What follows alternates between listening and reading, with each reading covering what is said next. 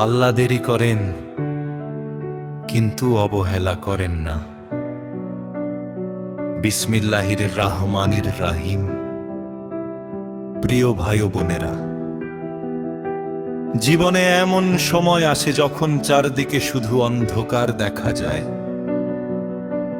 দোয়া করছি কিন্তু মনে হয় কোনো উত্তর আসছে না।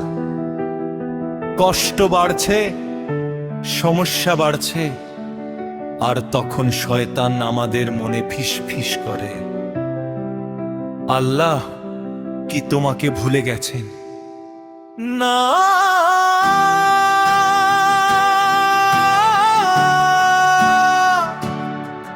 কখনোই না।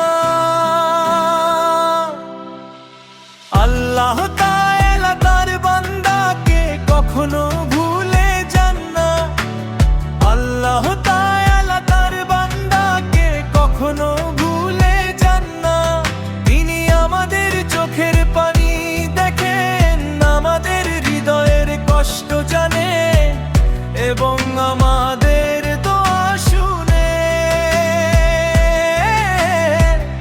এবং আমাদের দোয়া শুনেন।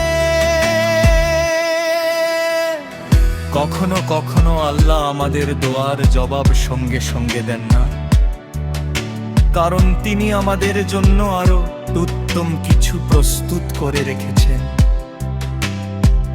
একজন মা যেমন সন্তানের ভালোর জন্য কখনো কখনো অপেক্ষা করান, তেমনি আল্লাহ তার বান্দার ভালোর জন্য সঠিক সময় নির্ধারণ করেন।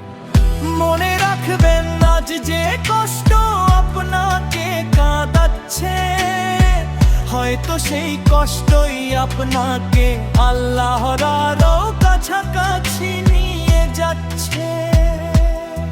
যখন সবাই আপনাকে ছেড়ে যায়, তখনও আল্লাহ আপনার সঙ্গে থাকেন।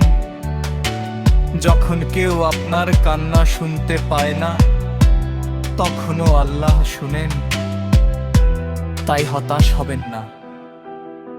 নামাজ পড়ুন, দোয়া করুন, ইস্তিগফার পড়ুন এবং আল্লাহর উপর ভরসা রাখুন, কারণ